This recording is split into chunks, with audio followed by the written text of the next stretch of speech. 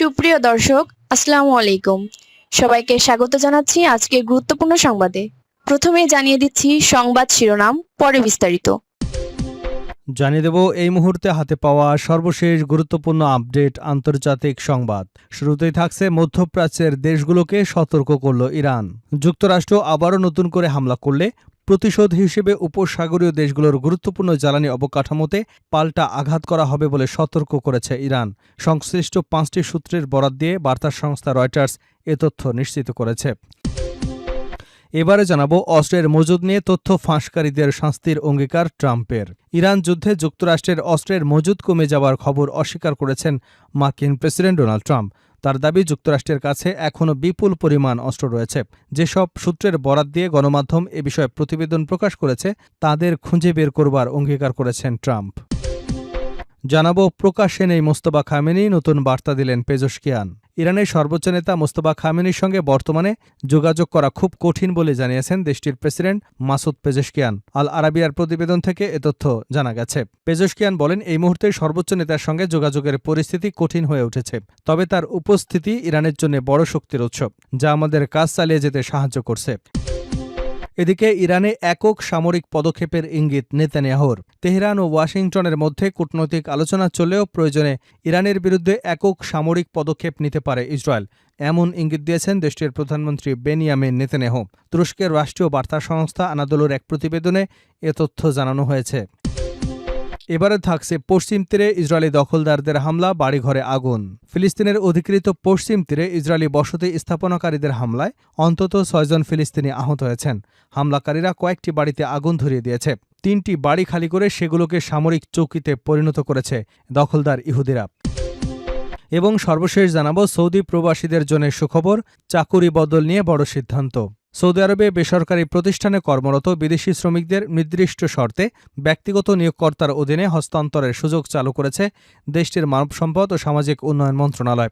মন্ত্রণালয় জানিয়েছে, নতুন অনলাইন সেবার মাধ্যমে যোগ্য বেসামরিক কর্মীদের বেসরকারি খাতের প্রতিষ্ঠান থেকে ব্যক্তির অধীনে গৃহস্থলীর কাজে স্থানান্তরের আবেদন করা যাবে। নির্দিষ্ট নিয়ম এবং শর্ত সাপেক্ষে এই প্রক্রিয়া সম্পন্ন হবে। এতক্ষণ শুনছিলেন শিরোনাম, এবার থাকছে পুরো সংবাদ। দর্শক, অনুরোধ থাকবে ভিডিওতে একটি লাইক দিন, কমেন্টস করে জানিয়ে দিন এই ভিডিওটি আপনি কোন জেলা থেকে দেখছেন এবং শুনছেন। অস্ত্রের মজুত নিয়ে তথ্য ফাঁসকারীদের শাস্তি দেওয়ার অঙ্গীকার ট্রাম্পের। ইরান যুদ্ধে যুক্তরাষ্ট্রের অস্ত্রের মজুত কমে যাবার খবর অস্বীকার করেছেন মার্কিন প্রেসিডেন্ট ডোনাল্ড ট্রাম্প। তার দাবি, যুক্তরাষ্ট্রের কাছে এখনও বিপুল পরিমাণ অস্ত্র রয়েছে। যেসব সূত্রের বরাত দিয়ে গণমাধ্যম এ বিষয়ে প্রতিবেদন প্রকাশ করেছে তাদের খুঁজে বের করবার অঙ্গীকার করেছেন ট্রাম্প। মার্কিন প্রেসিডেন্ট জোর দিয়ে বলেছেন, সামরিক বাহিনী বিপুল পরিমাণে মজুত বজায় রেখেছে এবং দ্রুত উৎপাদন বাড়াচ্ছে। নিজ সামাজিক যোগাযোগ মাধ্যম ট্রুথ সোশ্যালে দেওয়া পোস্টে ট্রাম্প লেখেন, যুক্তরাষ্ট্রের কাছে বিপুল পরিমাণ অস্ত্রশস্ত্র রয়েছে, বিশেষ করে নির্দিষ্ট কিছু ধরনের। এছাড়া প্রয়োজন অনুযায়ী বিপুল পরিমাণ অস্ত্র তৈরি করে যুক্তরাষ্ট্রের পাঠানো হচ্ছে। প্রতিরক্ষা সংস্থাগুলো আমাদের দেশের ইতিহাসে সবচেয়ে বেশি সংখ্যক প্ল্যান্ট এবং কারখানা তৈরি করেছে। যেসব সূত্রের বরাত দিয়ে গণমাধ্যমে প্রতিবেদন প্রকাশ করা হয়েছে তাদের খুঁজে বের করে আইনের আওতায় আনার অঙ্গীকার ব্যক্ত করেছেন তিনি। ট্রাম্প লেখেন, এই রাষ্ট্রবিরোধী বিবৃতি তথ্য ফাঁসকারীদের খুঁজে বের করা হচ্ছে, দীর্ঘমেয়াদী কারাদণ্ডের আবেদন করা হবে। প্রকাশ্যে নেই মোস্তফা খামেনি, নতুন বার্তা দিলেন পেজেশকিয়ান। ইরানের সর্বোচ্চ নেতা মোস্তফা খামেনির সঙ্গে বর্তমানে যোগাযোগ করা খুব কঠিন বলে জানিয়েছেন দেশটির প্রেসিডেন্ট মাসুদ পেজেশকিয়ান, এমন কথা জানান তিনি। আল আরাবিয়ার প্রতিবেদন থেকে এ তথ্য জানা গেছে। পেজেশকিয়ান বলেন, এই মুহূর্তে সর্বোচ্চ নেতার সঙ্গে যোগাযোগের পরিস্থিতি কঠিন হয়ে উঠেছে, তবে তার উপস্থিতি ইরানের জন্য বড় শক্তির উৎস, যা আমাদের কাজ চালিয়ে যেতে সাহায্য করে। চলতি বছর ফেব্রুয়ারির শেষ দিকে শুরু হওয়া যুক্তরাষ্ট্র ইসরায়েলের চালানো হামলায় মোস্তফা খামেনি আহত হন। একই হামলায় তার বাবা, ইরানের সাবেক সর্বোচ্চ নেতা আয়াতুল্লাহ আলী খামেনি নিহত হন। এরপর সর্বোচ্চ নেতার দায়িত্ব পান তিনি। তবে দায়িত্ব পাবার পর থেকে মোস্তফা খামেনিকে প্রকাশ্যে দেখা যায়নি। তিনি লিখিত বিবৃতির মাধ্যমে বিভিন্ন সময় বক্তব্য দিয়েছেন। গত মাসে তার বাবার জানাজা এবং দাফন অনুষ্ঠানেও তাকে দেখা যায়নি। তবে সর্বোচ্চ নেতার নেতৃত্বের বিষয়ে পেজেশকিয়ান জোরালোভাবে সমর্থন জানিয়েছেন। তিনি বলেন, খামেনির সঙ্গে তিনি বেশ কয়েকটি ফলপ্রসূ বৈঠক করেছেন এবং সেখানে তার কাছ থেকে আন্তরিকতা এবং অত্যন্ত যুক্তিসঙ্গত আচরণ পেয়েছেন। পেজেশকিয়ান বলেন, দুর্ভাগ্যজনকভাবে বর্তমান পরিস্থিতি কিছু অসৎ উদ্দেশ্য সম্পন্ন মানুষকে তাকে ভিন্নভাবে তুলে ধরবার এবং তার একটি ভিন্ন চিত্র উপস্থাপনের সুযোগ করে দিচ্ছে।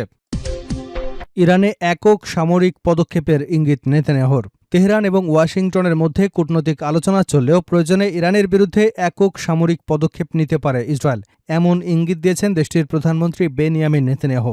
তুরস্কের রাষ্ট্রীয় বার্তা সংস্থা আনাদোলুর এক প্রতিবেদনে এ তথ্য জানানো হয়েছে। স্থানীয় সময় বুধবার নেতানিয়াহু বলেন, ইসলামিক রেভলিউশনারি গার্ড কর্পসের কমান্ডার আহমেদ ওয়াহিদির বক্তব্য থেকে স্পষ্ট, ইরান পারমাণবিক কর্মসূচি এগিয়ে নিতে চায়। তিনি বলেন, ইসরায়েলের প্রধানমন্ত্রী হিসেবে তিনি নিশ্চিত করতে চান ইরান কোনোভাবেই পারমাণবিক অস্ত্র অর্জন করতে না পারে। যুক্তরাষ্ট্রকে ইসরায়েলের সবচেয়ে ঘনিষ্ঠ মিত্র উল্লেখ করে নেতানিয়াহু বলেন, দেশের নিরাপত্তা নিশ্চিত করতে যা প্রয়োজন তা করতেই তিনি প্রতিশ্রুতিবদ্ধ। এদিকে কাতারের পররাষ্ট্র মন্ত্রণালয়ের মুখপাত্র মাজেদ আল আনসারি জানিয়েছেন, যুক্তরাষ্ট্র ইরানের মধ্যে মধ্যস্থতার প্রচেষ্টা এখন অগ্রসর পর্যায়ে রয়েছে। তার ভাষ্য অনুযায়ী উভয় পক্ষ ইতিমধ্যে খসড়া প্রস্তাব বিনিময় করেছে এবং কূটনৈতিক সমাধানের লক্ষ্যে আলোচনা অব্যাহত রেখেছে। গত ২৮শে ফেব্রুয়ারি যুক্তরাষ্ট্র ইসরায়েলের ইরানের বিরুদ্ধে সামরিক অভিযান শুরু করে। ইরানি কর্তৃপক্ষের দাবি, ওই সংঘাতে ৩,০০০-এরও বেশি মানুষ নিহত হয়েছেন। পাল্টা জবাবে ইরান মধ্যপ্রাচ্যের বিভিন্ন দেশে থাকা মার্কিন সামরিক ঘাঁটি ও সরঞ্জাম লক্ষ্য করে হামলা করেছে। জুনে পাকিস্তানের পাশাপাশি কাতারের মধ্যস্থতায় যুক্ত হলেও একটি সমঝোতা স্মারক সই হয়। তবে হরমুজ প্রণালীর সামুদ্রিক নিরাপত্তা ও নৌ চলাচলের মতপার্থক্যের কারণে আলোচনা স্থবির হয়ে পড়ে। পরে জুলাইয়ে উভয় পক্ষের পাল্টাপাল্টি হামলার ঘটনায় উত্তেজনা আবারও বেড়ে যায়। পশ্চিম তীরে ইসরায়েলি দখলদারদের হামলা, ঘরবাড়িতে আগুন। ফিলিস্তিনের অধিকৃত পশ্চিম তীরে ইসরায়েলি বসতি স্থাপনাকারীদের হামলায় অন্তত ৬ জন ফিলিস্তিনি আহত হয়েছেন। হামলাকারীরা কয়েকটি বাড়িতে আগুন ধরিয়ে দেয়, খবর আনাদোলু এজেন্সির। ফিলিস্তিনের রেড ক্রিসেন্ট জানিয়েছে, দক্ষিণ হেব্রনের মুসাফের ইয়াত্তা এলাকায় কিরবেত আল তুবা গ্রামে এই হামলা হয়।